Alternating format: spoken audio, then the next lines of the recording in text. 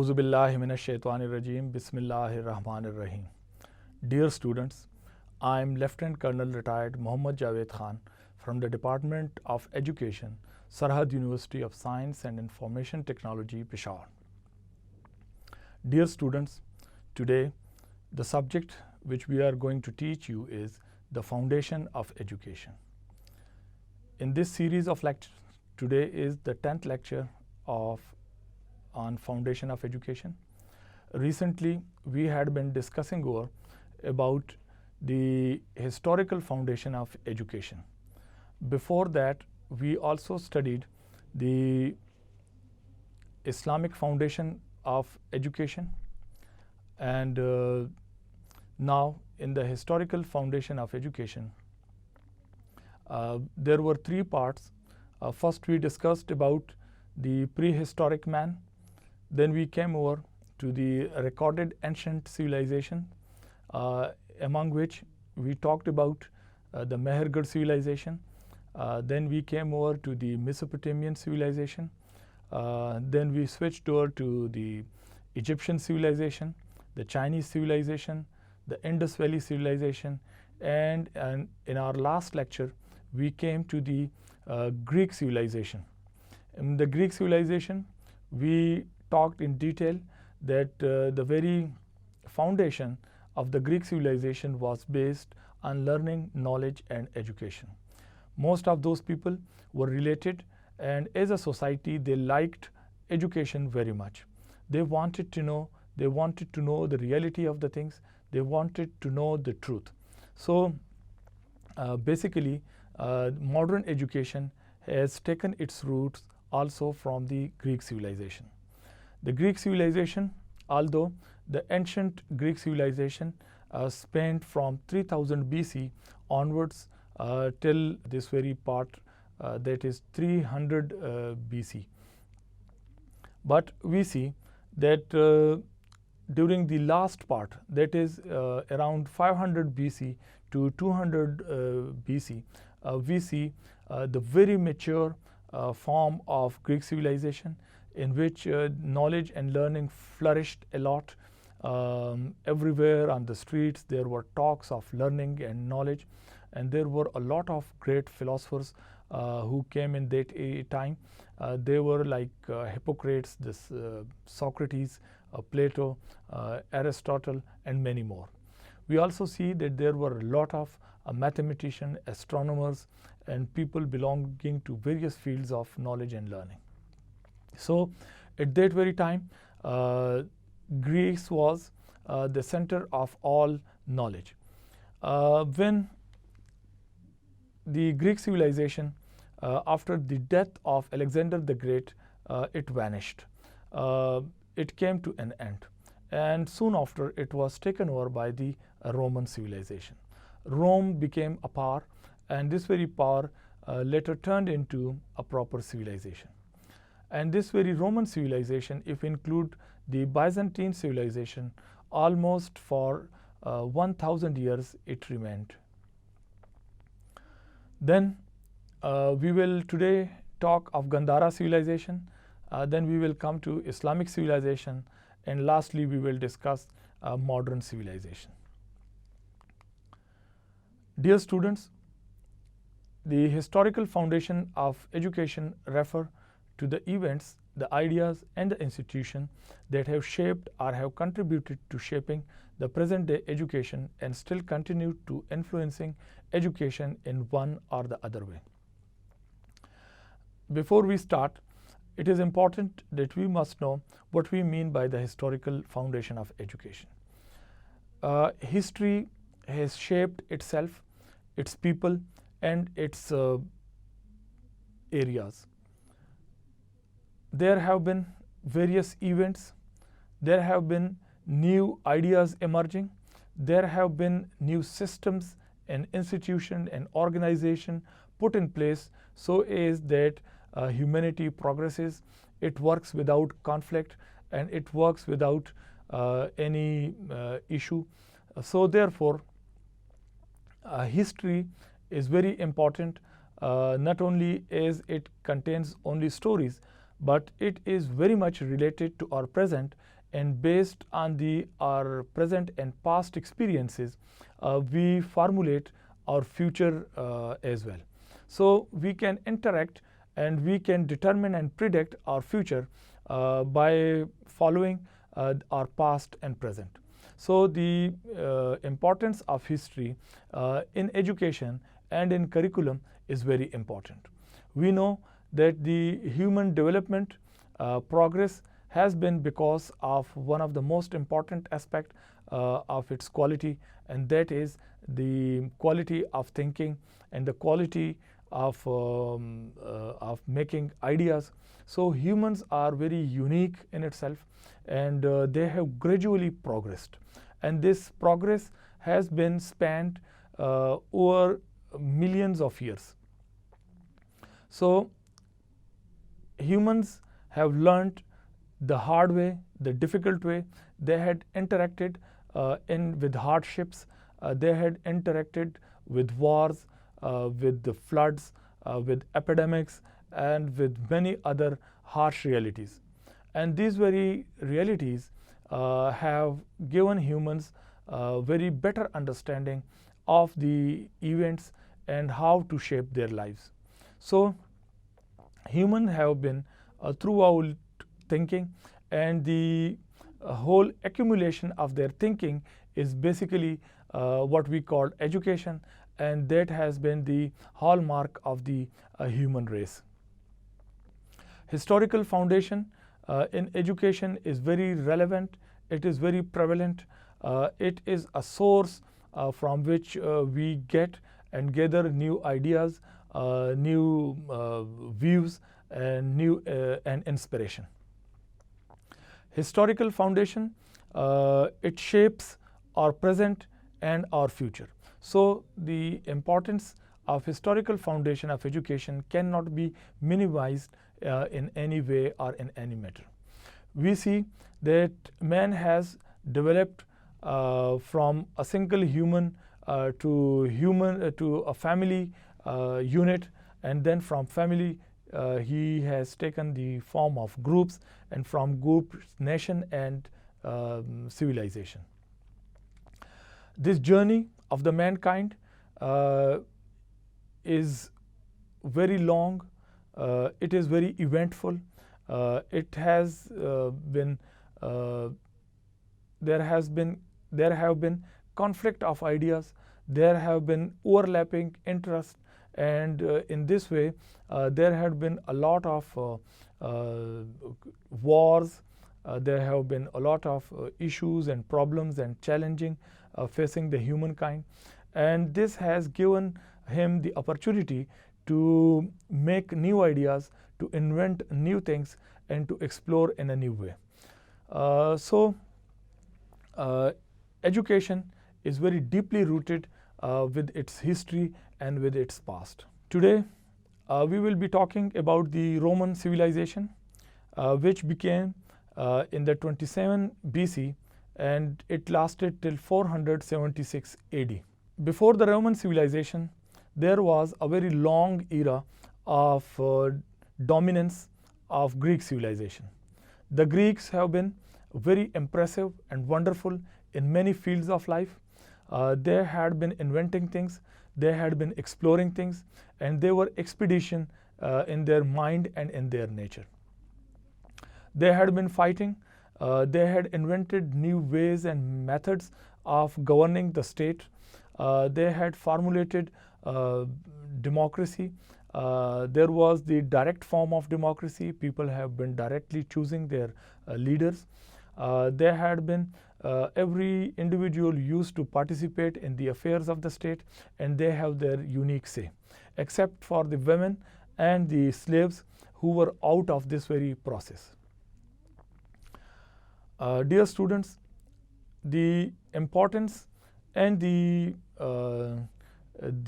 value which the Greeks have attached to education, learning, knowledge, philosophy, logic, reasoning was miraculous, and that's why they were able to build new systems. new political systems, economic system, and they knew how to run the affairs of the state. They were also good in learning how trade should be done, how to live their own life. They improved their life. They settled it in the form of cities and in the form of settlements. And they had worked out a proper plan how their cities should be like. There had been a proper architecture. They knew where are the water sources, how to bring water there, how they should live together, how temples should be built, churches should be made. So the human influence in their civilization was very great. Once we revisit the past of Greeks, we come to know that they had gradually developed their education system. But once Alexander the Great died, the Greek civilization came to an end once and for all. After his death, there were a Greek civilization which we called the Hellenistic people, Hellenistic times.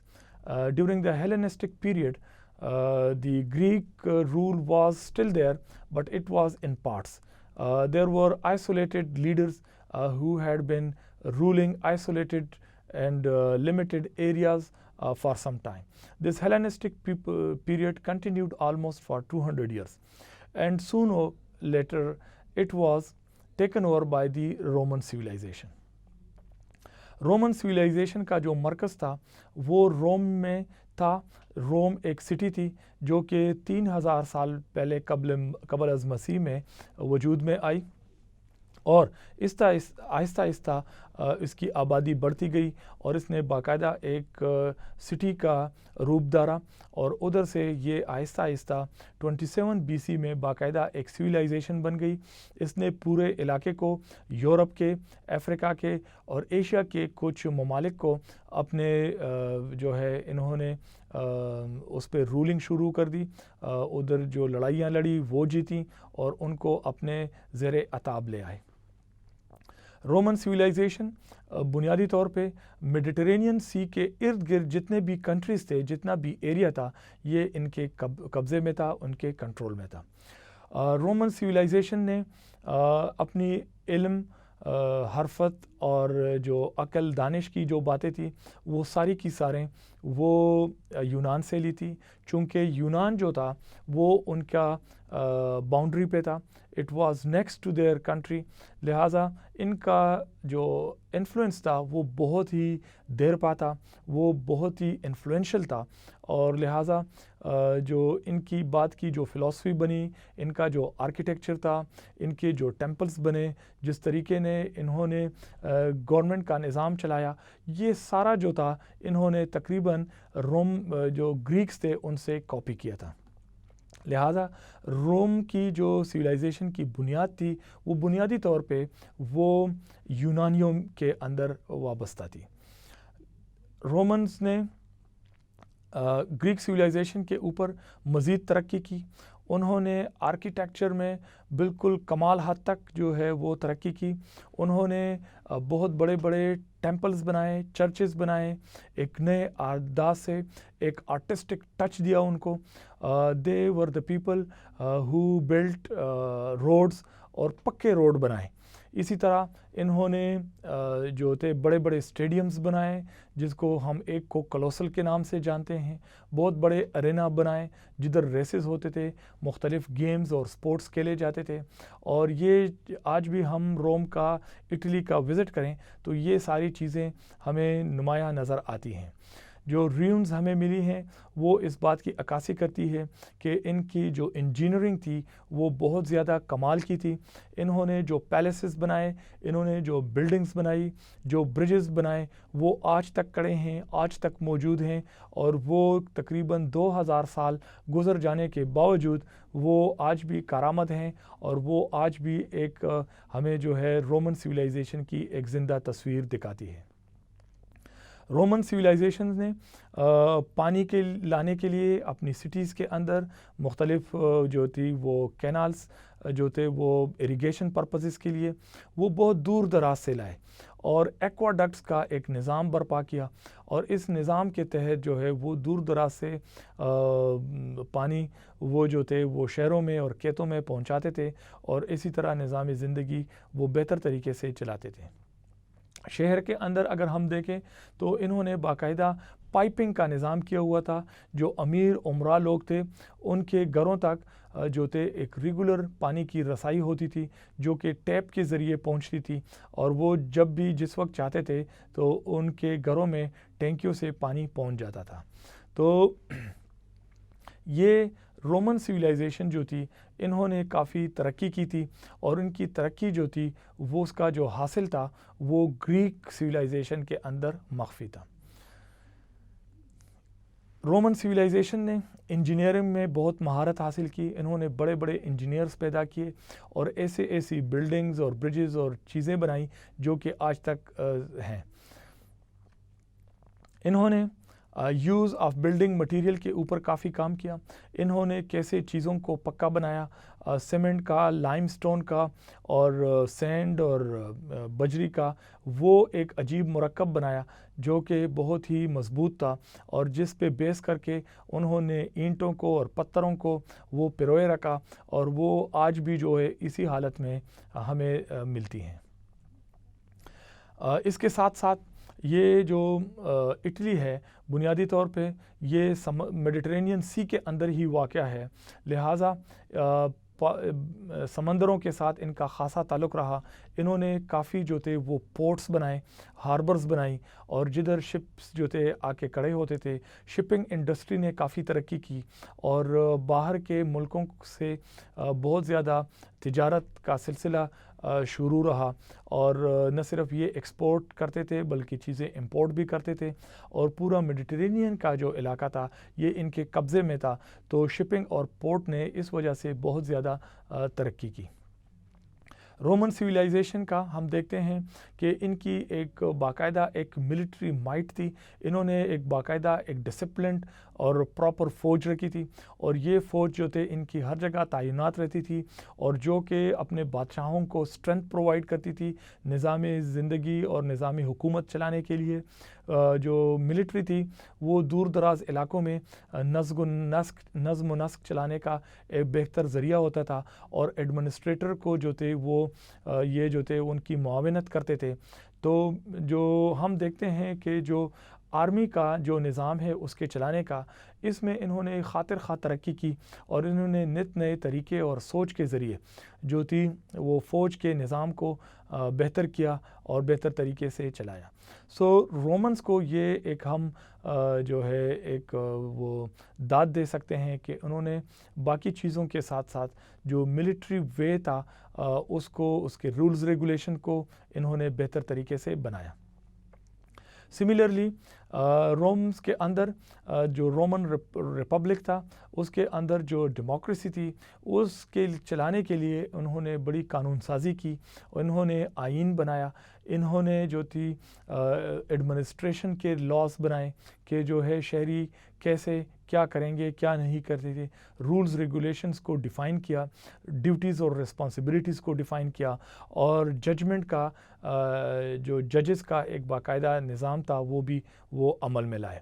تو لا اور جو انصاف کا جو تقاضے تھے انہوں نے وہ پورا کرنے کے لیے باقاعدہ جو ہے وہ قوانین مرتب کیے، خواہ وہ انڈیویجول سے ریلیٹڈ لا تھا، خواہ وہ ایک علاقے سے ریلیٹڈ لا تھا، یا وہ جو تھے امور مملکت چلانے کے لیے جتنا بھی قانون تھا اس کو رومنز نے بہت زیادہ ڈیولپ کیا، اور آج جتنا بھی ہمارے پاس لا ہے اس کا جو ماخذ ہے وہ ہمیں رومن سویلائزیشن سے ہی ملتا ہے۔ رومن سویلائزیشن ایک میچور پولیٹیکل سسٹم کے طور پہ ابھری جس میں آرٹ آف گورنمنٹ نے بہت ترقی کی، جو ریپبلک تھا، جو وے آف لائف تھا اس میں بہت زیادہ ہم اکثر جو ہے جولیس سیزر کا نام سنتے ہیں۔ جولیس سیزر کے بعد جو تھے بہت سارے حکمران آئے جنہوں نے اپنے گورنمنٹ کا جو نظام تھا اس کو پکے لاس کے طریقے سے چلایا، ایک پراپر فارم آف گورنمنٹ متعارف کرایا۔ اس کے ساتھ ساتھ یہ بہت ہی زیادہ بیوٹی لورز تھے، ان کو اسٹیٹک سینس بہت اعلیٰ تھی، لہٰذا اس کے اندر literature, art, rhetoric, the art of oratory جو ہے، فلاسفی اور ایگریکلچر نے خاطر خواہ ترقی کی، اور اس کے جو ریمننٹس ہیں وہ آج بھی ہمیں ملتے ہیں اور خاصے بہتر فارم میں ہمیں ملتے ہیں۔ یہ بات تو ہم نے ڈسکس کر لی کہ گریک سویلائزیشن کا ان کے اوپر بہت زیادہ اثر رہا تھا throughout the Roman civilization. یہ پوئٹری کرتے تھے، لٹریچر کرتے تھے، آرٹ کی چیزیں بناتے تھے، ویدر اٹ واز فلاسفی اور ایگریکلچر، ایون ان کے جو ڈریسز تھے، یہ جو آرکیٹیکچر بناتے تھے، یہ جو ٹیمپلز بناتے تھے، تو ان سارے میں جو گریک سویلائزیشن کی جو ریفلیکشن تھی یہ بہت زیادہ نمایاں تھی۔ تو رومن سویلائزیشن اپنی زندگی سے گریک سویلائزیشن کے اثر کو وہ کبھی بھی وہ علیحدہ نہیں کر پائی۔ عزیز طلباء، رومن سویلائزیشن جو روم کے اندر تھی، جو یورپ کے اندر تھی، اس کو ہم مین رومن سویلائزیشن کہتے ہیں، لیکن اس کے جو حکومت کے وہ علاقے جو کہ رومن سویلائزیشن یا روم سے باہر تھے، یورپ سے باہر تھے، تو ان کو ہم بائزنٹین امپائر بولتے ہیں۔ بائزنٹین امپائر رومن سویلائزیشن کا وہ چیپٹر ہے جس میں پارٹیکولرلی جو ٹرکی ہے، جو کانسٹنٹینپل تھا، وہ اس کا صدر مقام تھا۔ جو ترکی ہے، آج کا موجودہ ترکی، جس کو ایشیا مائنر کہتے تھے، یہ جو تھا ان کا ایک امپورٹنٹ پارٹ تھا۔ اس کے ساتھ ساتھ جو منسلک کنٹریز تھے، جس میں پیلسٹائن، فلسطین، سیریا، شام، جارڈن، اردن اور عراق جو ہے، یہ وہ علاقے تھے جو کہ ان کے زیر اثر رہے۔ اس کے ساتھ ساتھ جب ہم پیلسٹائن کو کراس کر کے افریقہ کی طرف آتے ہیں تو سینائی پیننسولا جو علاقہ ہے، اس کے ساتھ جو ایجپٹ تھا، الجیرس تھا اور مراکو تھا، جبل الطارق کے حد تک جو وہ جاتا تھا، تو یہ سارا وہ علاقہ تھا جو کہ یورپ سے باہر تھا۔ تو اس میں جو ان کی امپائر تھی وہ بائزنٹائن امپائر کہلاتی تھی، اور ادھر انہوں نے باقاعدہ اپنا ایک رومن ایمپرر جو کہ تابع ہوتا تھا مین رومن ایمپرر کے، وہ جو تھے وہ امور مملکت چلاتے تھے۔ So Byzantine empire was the extension of the Roman civilization. Roman civilization 476 A D میں اختتام پذیر ہوئی، لیکن جو بائزنٹین امپائر تھی، آلدو کہ مسلمانوں نے اس کے اوپر اپنی فتوحات جاری رکھی، انہوں نے ان سے بہت سارے علاقے لے لیے، ان سے جارڈن لے لیا، سیریا لے لیا، عراق لے لیا، فلسطین کا علاقہ لے لیا اور ترکی تک بھی وہ لے لیا، لیکن پھر بھی ان کا اثر جو تھا کچھ علاقوں میں رہا، اور ہم دیکھتے ہیں کہ 1000 BC تک جو رومن سویلائزیشن کی بائزنٹین چیپٹر تھا وہ کسی نہ کسی شکل میں رہا، اور 1000 سال 1000 AD میں خلافت عثمانیہ کے جو لوگ تھے وہ آئے اور انہوں نے باقاعدہ ان کا اختتام کر دیا۔ تو بائزنٹین امپائر جو تھا وہ کافی عرصے تک قائم دائم رہا۔ بائزنٹین امپائر جو تھا اس کا جو مین فوکس تھا وہ اپنے آرمی کے اوپر ہوتا تھا، اور آرمی کے ذریعے وہ ان علاقوں پہ اپنی جاہ و جلال کے ذریعے اپنی حکومت قائم رکھی تھی اور ان کے اوپر رول کیا تھا۔ تو ان کو انہوں نے سلیوز بنایا تھا، اور سلیوز بنا کے، غلام بنا کے وہ ان سے کام لیتے تھے، جزیہ لیتے تھے، ان سے جو ٹیکسز لیتے تھے اور ان سے اپنا نظام چلاتے تھے۔ تو ان علاقے کے جتنے لوگ تھے وہ بہت ہی غربت، مفلسی اور سلیوری کی زندگی گزارتے تھے۔ ان کی زندگی بہت خراب تھی، اور یہ زندگی ان کی جو ہے صدیوں سے خراب آتی چلی آ رہی تھی۔ ہم دیکھتے آ رہے ہیں کہ اسی علاقے میں آن دا شورز آف گلیلی جو پیلسٹائن کا علاقہ ہے، ادھر حضرت عیسیٰ علیہ السلام کا پیدا ہوئے، اور اس نے جو ہے اللہ تعالیٰ کے دیے ہوئے قانون کو مسلمانوں جو اس علاقے میں وہ اس کی پرچار کی، تبلیغ کی، اور انہی بائزنٹائن امپائر کے رومن سولجرز نے ان کو اذیتیں دی اور ان کو جو ہے وہ لکڑیوں کے ساتھ لٹکایا اور جدھر سے ہی حضرت عیسیٰ علیہ السلام مسلمانوں کے مطابق اگلے جہان میں وہ چلے گئے۔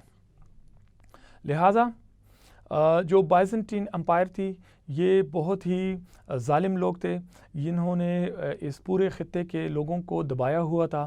ان کی جو حقوق تھے وہ سلب تھے، اور ان کے جو ٹیکسز تھی وہ ان کے اوپر بہت زیادہ تھی، اور خود وہ عیاشی کی زندگی گزارتے تھے۔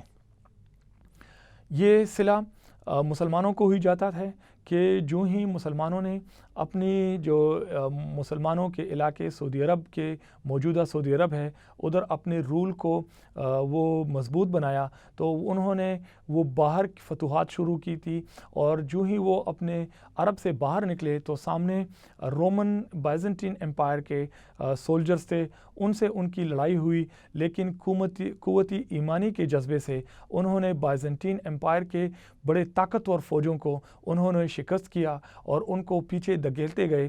روم سے انہوں نے ان کو سیریا سے نکالا، جارڈن سے نکالا، ٹرکی سے نکالا، پیلسٹائن سے نکالا اور عراق سے نکالا، اور ان کو ایک خاص علاقے تک محدود کیا۔ مسلمانوں کا اثر جب بڑھتا گیا تو انہوں نے ان کو پھر افریقہ میں سینائی پیننسولا اور ایجپٹ اور الجیرز اور مراکو سے بھی ان کو نکال دیا۔ لہذا جو بائزنٹین امپائر تھا ان کی اتنی زیادہ ترقی نظر نہیں آتی۔ جو زیادہ ترقی کی تھی وہ یورپ کے اندر رومن سویلائزیشن نے کی تھی، اور ایجوکیشن کی طرف ان کی کنٹریبیوشن بہت زیادہ تھی۔ جو بائزنٹین امپائر تھا وہ چونکہ اپنے روزمرہ کے معاملات کو چلاتا تھا اور ان کو لوگ ملے ہوئے تھے، علاقہ ملا ہوا تھا، تو وہ ان کو دبائے رکھا ہوا تھا، تو ان کی جو ہے علم اور حرفت میں ان کا رول کم رہا، لیکن جو مین رومن سویلائزیشن تھی ان کا اثر جو ہے وہ ایجوکیشن کی طرف خاصا زیادہ تھا۔ Dear students, with this we come to the next civilization, and that we called as the Gandhara civilization. Gandhara civilization emerged on the lands which is now present day Pakistan, Afghanistan and India. 6th century BC میں بدھا نے جنم لیا، وہ پیدا ہوا۔ بدھا جو تھا ایک بڑے خاندان میں پیدا ہوا، اس کے والد بادشاہ تھے، وہ خود ایک پرنس تھا، اس نے بڑی زبردست زندگی گزاری۔ جب وہ 16-17 سال کا ہوا تو اس نے یہ خواہش کا اظہار کیا کہ وہ محل سے باہر کی زندگی دیکھے۔ اس کو جب اپنے سولجرز نے باہر وہ لے آیا اور اسٹریٹس میں اس کو گھمایا پھرایا تو اس نے 2 بڑی حیران کن چیزیں دیکھی۔ ایک اس نے دیکھا کہ ایک جگہ پہ کچھ لوگ اکٹھے ہوئے تھے اور وہ جو تھے وہ خوشی منا رہے تھے، وہ مٹھائیاں بانٹ رہے تھے اور وہ بہت خوش تھے اور گانے بجانے کر رہے تھے۔ تو اس نے پوچھا کہ یہ لوگ کیوں خوش ہیں، کیا ہوا ہے، کیا وجہ ہے؟ تو اس کو بتایا گیا کہ ادھر ایک فیملی میں ایک بچے نے جنم لیا ہے، بچہ پیدا ہوا ہے، تو اس لیے یہ لوگ بہت زیادہ خوش ہیں۔ وہ اسٹریٹ میں آگے چلتا گیا، ایک اور اسٹریٹ میں اس کو کچھ لوگ نظر آئے جو کہ رو رہے تھے اور بہت خفا تھے، اور ادھر اس نے پوچھا کہ یہ لوگ خفا کیوں ہیں؟ تو اس نے کو بتایا گیا کہ ان کی فیملی میں ان کے ایک عزیز و اقارب کی ڈیتھ ہوئی ہے، وہ فوت ہوا ہے اور وہ ابھی اس زندگی میں نہیں رہا۔ اس کے سامنے 2 بنیادی سوال آئے۔ اس نے کہا کہ یہ انسان جو ہے یہ پیدا ہوتا ہے اور یہ آخر میں جا کے یہ اس کی ڈیتھ ہوتی ہے، یہ مر جاتا ہے۔ اس کا جو بہت ہی ریفلیکٹیو قسم کا مائنڈ تھا، وہ فلسافیکل مائنڈ رکھتا تھا۔ اس نے ان چیزوں کے اوپر سوچنا شروع کیا اور اپنے محل میں جتنے بھی اس کے اساتذہ آتے تھے اس سے پوچھنا شروع کیا کہ یہ کیا معاملہ ہے، یہ کیا ہے کہ انسان پہلے ہوتا نہیں ہے، وہ پیدا ہوتا ہے اور پیدا ہونے کے بعد وہ جو ہے اس کی ڈیتھ ہوتی ہے، تو یہ کہاں سے آیا، یہ کہاں چلا گیا اور یہ اس دنیا میں جتنے عرصے کے لیے آیا کیوں آیا، اس کے آنے کا مقصد کیا تھا؟ لہٰذا یہ 2-3 سوال تھے جو کہ بہت بنیادی سوال تھے، اور اس کے اوپر اس نے سوچ بچار شروع کیا۔ یہ بہت سے لوگوں سے پوچھتا پچھتاتا گیا لیکن اس کو کوئی خاطر خواہ جواب نہیں ملا۔ بدھا نے شادی کر لی اور شادی کے فوراً بعد اس کا ایک بچہ پیدا ہوا، لیکن اس میں بھی کوئی خوشی نظر نہیں آئی، اور وہ جو بنیادی سوال تھے زندگی کے بارے میں وہ اس کو تنگ کرتے رہے۔ لہٰذا ایک رات اس نے بغیر کوئی مال دولت لیے، بغیر کوئی کپڑے لیے، اس نے محل کی دیواریں پلانگ کے یہ جنگلوں کی طرف چلا گیا، اور جنگلوں میں اس نے بہت زیادہ سفر کیا۔ یہ ایک جگہ سے دوسرے جگہ پہنچتا گیا۔ اس نے پورے ہندوستان اور پاکستان اور افغانستان کے جو علاقے تھے اس میں پھرتا رہا۔ یہ بڑے لوگوں کے پاس چلتا گیا اور ان سے پوچھتا گیا کہ جو ہے زندگی کا مقصد کیا ہے، ہم یہاں کیوں آئے ہیں، اور ہم جب ادھر سے جائیں گے تو کہاں جائیں گے، اور جب پیدا نہیں ہوئے تھے تو ہم کہاں تھے۔ یہ وہ بنیادی ایگزسٹنس کے بارے میں سوالات تھے جس کو اس کو جواب چاہیے تھے۔ آخر میں یہ بہت گھومتا پھرتا واپس جو ہے وہ نیپال کی طرف آیا، اور صدرن انڈیا میں، اور ادھر جو ہے گیا کے مقام پہ یہ ایک درخت کے نیچے بیٹھ گیا۔ اس نے نروانا کا عمل شروع کیا، جس کے نتیجے میں اس کو ذہن میں کچھ چیزیں آئی، اور اس نے کہا کہ مجھے ان ساری چیزوں کی حقیقت کا پتہ چل گیا۔ ابھی وہ حقیقت کیا ہے، یہ زندگی جو ہمیں ملی ہے کس طریقے سے گزارنی ہے، یہ بدھا نے اس کی بہت لمبی تعلیمات ہیں، بہت واضح اور وسیع تعلیمات ہیں، جس کے ذریعے اس نے انسانوں کو یہ بتایا کہ آپ سیلف نیگیشن کیا کریں، دوسروں کے لیے بہتر رہیں، آپ یہ زندگی عیش و عیاشی میں اس کو نہ گزاریں، اور اپنے لیے صرف اتنا ہی کھائیں پئیں اور پہنیں جتنا آپ کو ضرورت ہے۔ لہٰذا اس کی جو تعلیمات تھی وہ سادگی پہ مبنی تھی، اور ساتھ ساتھ اس نے یہ بھی بتایا کہ اپنے جو لوگ آپ کے ساتھ ہیں، جو آپ کے ساتھ انٹریکشن میں آتے ہیں، ان کے ساتھ آپ بہتر رویے رکھیں، ان کی مدد کریں، ان کی ہیلپ کریں، اور ساتھ جو جانور ہیں ان کے بھی وہ جو ہے ایک لیونگ تھنگ ہیں، لہٰذا ان کے اوپر ان کو مارنا بھی اس نے منع کر دیا، اور ان کو جو ہے وقت پہ کھانا پانی دینا اور ان پہ اوپر زیادہ بوجھ ڈالنا وہ بھی اس نے منع کر دیا۔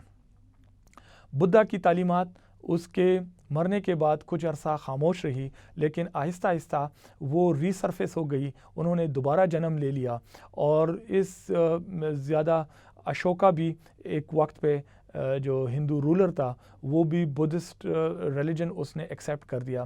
بدھ مت پھیلا گیا اور وہ افغانستان کے بامیان صوبے تک پہنچ گیا، اور اسی طرح پورے پاکستان کا علاقہ ہے جس میں جو سینٹرل ہب تھا، جس میں اس کا جو دارالخلافہ تھا، وہ جو آج کا جو پشاور ویلی ہے یہ یہاں رہا۔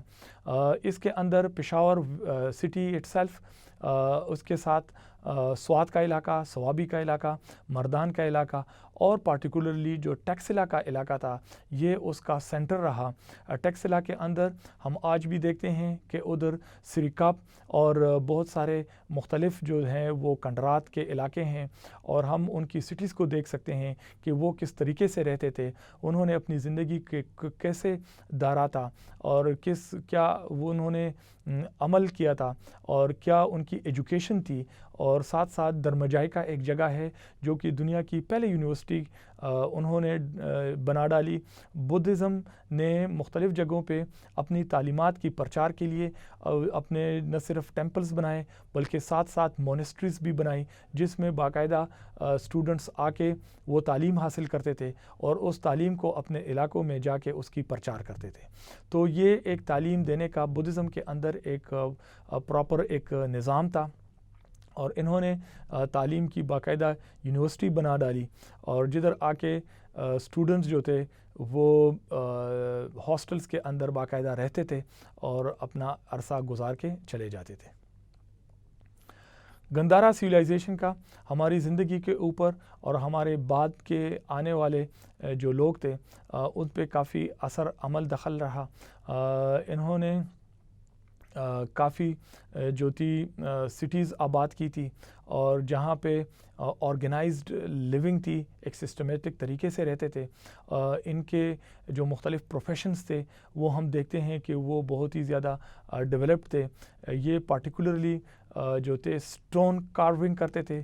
یہ لوگ پتھروں کو تراش کے اس سے بہت ساری چیزیں بناتے تھے, اسٹیچوز بناتے تھے, جو کہ ہمارے جو پشاور اور ٹیکسلا اور لاہور کے جو میوزیم ہیں وہ بدھن سویلائزیشن سے بھرے پڑے ہیں, اور ہم دیکھ سکتے ہیں کہ انہوں نے کتنی تکنیکی مہارت حاصل کی تھی کہ وہ پتھروں کو تراش کے چیزیں بناتے تھے. سو بدھسٹ سویلائزیشن جو تھی وہ 4th BC سے جو شروع ہوئی تھی بدھا کے فوراً بعد, تو وہ آگے 1000 AD تک چلتی رہی. اور اس میں جو افغانستان اور northern and central India, Taxila, Swat, Mardan اور پشاور کا جو علاقہ تھا وہ کافی حد تک وہ ان کے اثر میں رہا. جو بدھا کی تعلیمات تھی, ان کی ریلیجن کی تعلیمات تھی, یہ ٹیچنگز جو ہے وہ انسان کے لیے بہت اچھی تھی. اس میں کوئی ایسی نیگیٹو بات نہیں تھی جو کہ ضرر رساں ہوں, بلکہ انہوں نے انسانیت کی بات کی ہمیشہ, اور انسانیت کو وقار دینے کی بات کی. لہٰذا گندھارا سویلائزیشن جو تھی اسی لیے اس نے فلرش کیا اور کافی عرصے تک جو ہے یہ محیط رہی. عزیز طلبہ, گندھارا سویلائزیشن بر صغیر میں تھی, اور اس علاقے میں جو ہی یہ ختم ہوئی تو ہم دوسری طرف عرب کے مقام پہ دیکھتے ہیں کہ حضرت محمد صلی اللہ علیہ وسلم کی جو پیدائش ہوتی ہے, اور وہ جو ہے 40 سال کی عمر میں ان کو پیغمبر, اور وہ بھی آخری پیغمبر جو ہے چنا جاتا ہے, اور ان کو اللہ تعالیٰ جو ہے قرآن ان کے اوپر نازل کرتے ہیں, اور قرآن کے اندر اللہ تعالیٰ کے احکامات ہیں, اور پیغمبر علیہ السلام کی جو زندگی تھی وہ قرآن کی روشنی میں تھی. تو پیغمبر علیہ السلام کی زندگی جو تھے وہ ایک اسوہ حسنہ ہے ہمارے لیے, وہ ایک رول ماڈل ہے جس میں جو پریکٹیکل شکل ہے اس نے قرآن کی جو تھیوریٹیکل ٹیچنگز ہیں اس کی جو پریکٹیکل جامہ ہے وہ پیغمبر علیہ السلام نے اس کو پہنایا, اور اس نے طرز زندگی سے ہمیں بتایا اپنے پریکٹس سے اور اپنی ٹیچنگز کے کہ اپنی زندگی کو کیسے گزارنا ہے.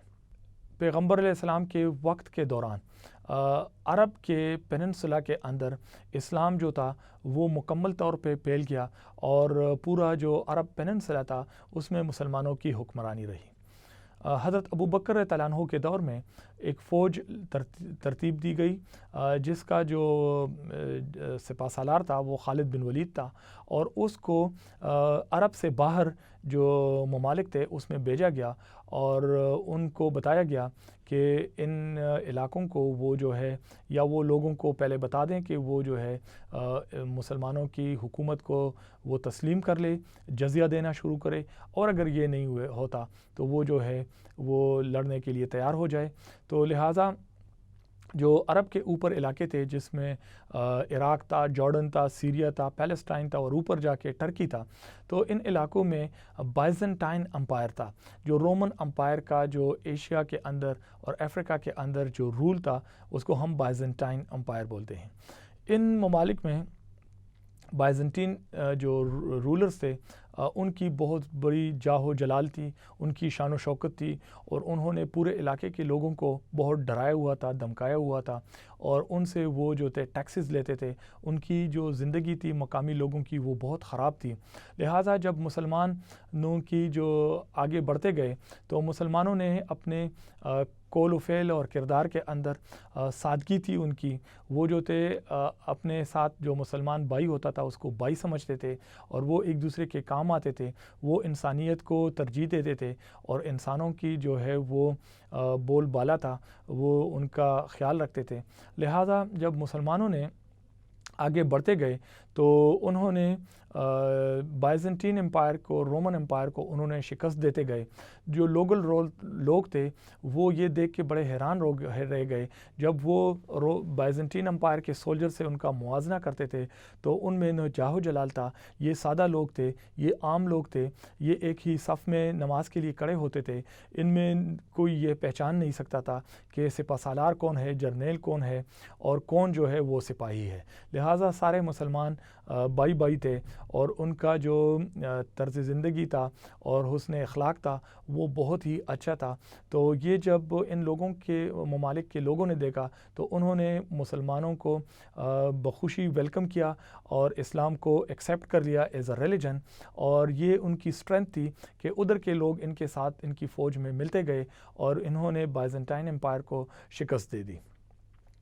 مسلمانوں نے جب بائزنٹائن امپائر کو ان علاقوں سے نکال دیا اور مسلم رول کا آغاز ہو گیا تو ہم دیکھتے ہیں کہ براڈلی مسلم رول جو ہے وہ 2 علاقوں میں اور 2 بڑے ڈائنیسٹیز میں وہ بٹا ہوا تھا.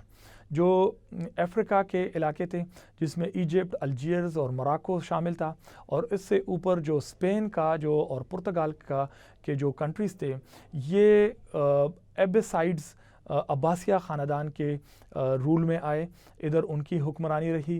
جبکہ ہم دیکھتے ہیں کہ جو دوسری طرف جو علاقے تھے ایشیا کے اندر وہاں امیہ خاندان کا رول رہا، اور جن میں ترکی، فلسطین، سیریا، جارڈن اور عراق کے علاقے شامل تھے.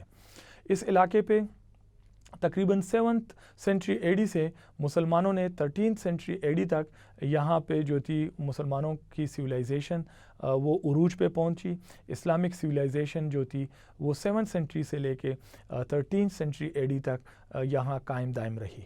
تو 500 سال سے اوپر کا جو عرصہ ہے اس میں مسلمانوں نے حکمرانی کی، اور اس علاقے میں انہوں نے علم کو پھیلایا، اور علم اس انداز سے پھیلا کہ انہوں نے یونانیوں کے بعد بہت زیادہ ترقی کر لی.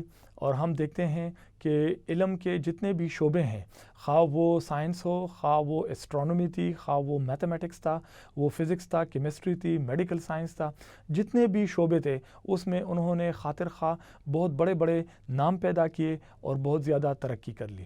لہٰذا مسلمانوں کا جو رول تھا وہ علم، حرفت، دانش اور کا وقت تھا، اور اس میں انہوں نے بہت زیادہ انوینشنز کی، انہوں نے بہت ساری چیزیں ایکسپلور کر دی، انہوں نے بہت زیادہ ایکسپیڈیشنز کی، گھومتے پھرتے رہے اور انہوں نے نئی نئی چیزیں سیکھی اور علم میں داخل کر دی. علم جو تھا مسلمانوں کی نقطہ نظر سے اس کا جو چشمہ ہے، اس کا جو اوریجن ہے، اس کا جو منبع ہے وہ اللہ تعالیٰ کی جانب سے ہے. لہٰذا اسلامک سویلائزیشن کے دوران یہ کوئی فرق نہیں تھی کہ یہ اسلامی تعلیمات ہیں اور یہ جو ہے سیکولر یا دنیاوی علم ہے. جو علم خواہ وہ دنیاوی ہو یا مذہبی ہو، وہ ان کا جو سرچشمہ ہے وہ اللہ تعالیٰ کی ذات کی طرف سے ہوتا ہے. لہٰذا ان دونوں قسم کے علم کو حاصل کرنے میں مسلمانوں کا بہت بڑا کلیدی رول تھا. انہوں نے یہ تفریق نہیں ڈالی. مسلمانوں نے باقاعدہ آج بھی اگر ہم اسپین کا وزٹ کریں یا ہم ایجپٹ میں جائیں یا ہم ترکی میں جائیں تو ان ممالک کے جو یا عراق میں چلے جائیں تو مسلمانوں نے اتنی زیادہ ترقی کی، بہتر انداز سے ترقی کی کہ ہمیں آج تک وہ نمایاں نظر آتی ہے. ان کے دل دماغ بہت وسیع تھے اور انہوں جو مسلمان رولرز کا جو زور تھا وہ علم پہ تھا، اور وہ علم کو آگے بڑھانے میں بہت زیادہ فوقیت دیتے تھے. انہوں نے بہت زیادہ کتابیں لکھی، انہوں نے بہت ساری چیزیں انوینٹ کی، اور ساتھ ساتھ انہوں نے علم کو محفوظ کرنے کے لیے لائبریریز کا جو ہے وہ لائبریریز بنائی اور لائبریریز میں کتابوں کو محفوظ کیا. جب مسلمانوں کا رول ختم ہونے پہ آیا اور ہر طرف منگول چھا گئے تھے، جب تاتاریوں نے ان کے علاقوں پہ قبضہ کر لیا تھا تو انہوں نے، وہ ایک جاہل قوم تھی، انہوں نے اپنی جہالت کے ذریعے نہ صرف انسانوں کا قتل عام کیا بلکہ اس کے ساتھ ساتھ جو ہے انہوں نے لائبریریز کو ہر جگہ پہ آگ لگا دی، ان کو جلایا، گرایا، اور جتنی بھی کتابیں تھیں. تو لہٰذا ہمیں علم کی جو مسلمانوں سے چیزیں تھیں، کتابیں تھیں، وہ بہت کم اور توڑے ہمارے تک پہنچی ہیں. لہٰذا اسلامک سویلائزیشن میں علم کے اوپر بہت زیادہ زور دیا جاتا تھا. Islamic civilization produced the finest scholars, scientists, philosophers, poets and artists who were pioneers in their fields of profession. ہمارے پاس کچھ نام ہیں جو کہ بہت ہی عظیم نام ہے، جو کہ بہت بڑے نام ہیں، جن سے جو موجودہ یورپ ہے، ہم آگے جا کے پڑھیں گے کہ انہوں نے ان سے رہنمائی حاصل کی۔ ان لوگوں میں البیرونی، الخوارزمی، ابن سینا، ابن الحاسم، ابن خلدون اور جابر بن حیان جیسے بڑے بڑے نام شامل تھے، جنہوں نے باقاعدہ فزکس، کیمسٹری، آپٹیمالوجی، میتھمیٹکس، ایسٹرونومی اور ان چیزوں میں بہت زیادہ میڈیکل سائنس میں ترقی کر لی۔ Dear students, with this now come over to modern civilization. جو موجودہ سویلائزیشن ہے، اس کی ارتقاء کا عمل تقریباً 5th سینچری سے آنورڈ شروع ہو گیا تھا، لیکن یہ بات ادھر میں بتاتا چلوں کہ یورپ کے اوپر 5th سینچری سے 15th سینچری کے جو عرصہ تھا، یہ بہت ہی خراب گزرا تھا۔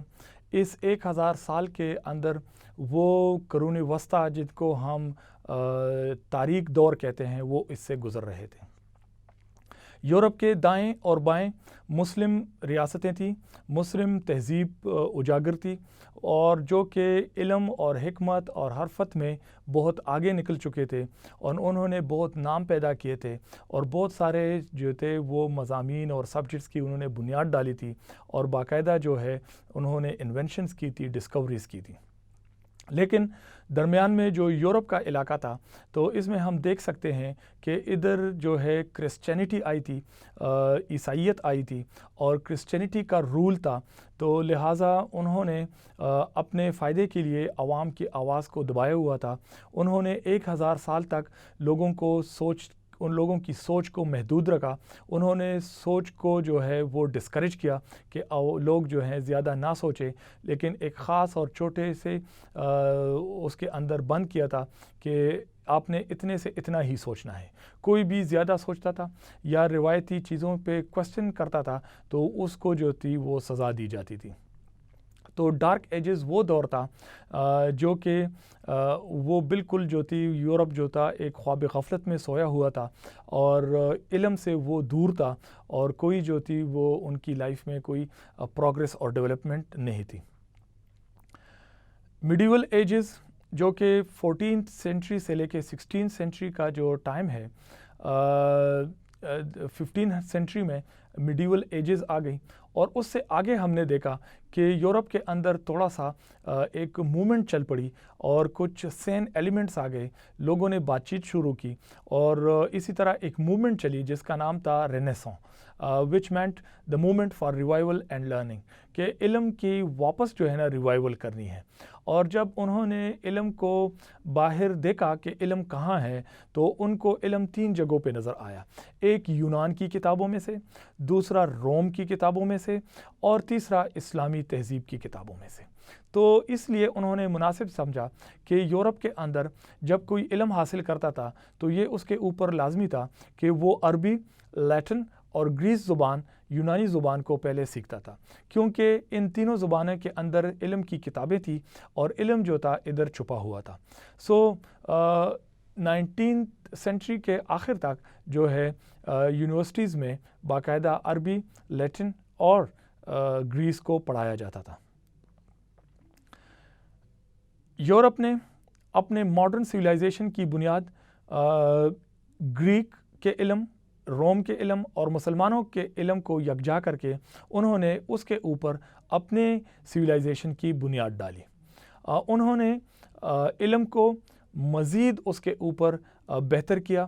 انہوں نے ایک اور تحریک چلائی جس کو ہم کہتے ہیں دا ایج آف ریفارمیشن، جو کہ 16th سینچری میں شروع ہو گئی، اور جس کا جو بانی تھا وہ مارٹن لوتھر تھا، اور جس نے رومن کیتھولک چرچ سے باقاعدہ بغاوت کر دی، اور انہوں نے اپنا جو ہے ایک وہ اڈاپٹ کر دیا، وہ کرسچینٹی سے اس نے تعلق توڑا، اور اس نے کہا کہ انسان کو سوال کرنے کی آزادی ہے، انسان کو جو ہے بہت سارے بنیادی چیزیں ہیں جس پہ وہ اپنی زندگی کو بہتر کر سکتا ہے۔ یہ رینیساں اور ایج آف ریفارمیشن وہ 2 بیسک موومنٹس تھی، تحریکیں تھیں، جس سے ماڈرن سویلائزیشن یعنی یورپ نے اپنی ترقی کا آغاز کیا۔ اس کے ساتھ ساتھ ہم دیکھتے ہیں کہ یورپ کی تاریخ میں ایک فرینچ ریولوشن آیا، جو کہ مئی 1789 سے نومبر 9 1799 کے درمیان کا عرصہ تھا، اور ان کا جو سلوگن تھا وہ تھا فریٹرنیٹی کا، وہ تھا ایکویلٹی کا، اور وہ تھا جسٹس کا۔ ان تینوں چیزوں کو انہوں نے گولڈن رولز بنایا، اور انہوں نے کہا کہ آگے جو حکومت ہوگی اس میں یہ تینوں چیزیں ہوں گی جو عوام کو پہنچائیں گے۔ وہ عوام کو جو ہے ایکویلٹی کی بنیاد پہ دیکھیں گے، عوام کو جسٹس دیں گے، اور اقوام کو ایک دوسرے کے برابر کھڑا کریں گے، ایز اے بردرز وہ رہیں گے۔ تو فرینچ ریولوشن کا جو تھی وہ بعد میں تو ناکام ہو گئی، لیکن ان کے جو یہ گولڈن پرنسپلز تھے اس نے انسان کو سوچ کی نئی جہتیں دیں، اور جو ہے انسان نے نئے طریقے سے سوچنا شروع کر دیا۔ اس لحاظ سے فرینچ ریولوشن نے پولیٹیکل سسٹم، سوشل سسٹم پہ اس کے دور رس نتائج ثابت ہو گئے۔ اس کے ساتھ ساتھ ہم دیکھتے ہیں کہ علم نے جو ہی ترقی کی اور نئی نئی انوینشن اور ڈسکوریز ہوتی گئیں، تو انسان نے مشینیں ایجاد کی، مشینوں سے اس نے پروڈکشن شروع کیا۔ تو اس وقت جو تھا یورپ کے اندر اور پارٹیکولرلی انگلینڈ کے اندر انڈسٹریل ریولوشن نے جنم لیا، ایک اقتصادیاتی جو ایک تحریک تھی وہ شروع ہو گئی، اور اس انڈسٹریل ریولوشن کے زمرے میں ایک نئی سوچ آ گئی ذہن میں، اور نئے خیالات آ گئے، معاشرے نے ایک نئی ترتیب دے دی۔ اسی طرح ایجوکیشن جو تھی وہ ہر لحاظ سے، ہر پہلو میں وہ آگے بڑھتی گئی اور وہ ترقی کی منزلیں کرتی گئی۔ آج جو کچھ ہم ہیں، آج انسان نے جتنی ترقی کی ہے، یہ ہم نے اینشنٹ سویلائزیشن اور ماڈرن سویلائزیشن کو جتنا ہم نے پڑھا ہے، ان ساروں کی بلبوتے ہے، اور اس کو علم کو سٹیپ بائی سٹیپ آگے بڑھاتے گئے ہیں، جو کہ ہم آج ادھر تک پہنچے ہیں۔ Dear students, with this we come to the end of the historical foundation of education. I hope you had understood it very well, and you have to link the historical foundation with the progress of education. Thank you very much.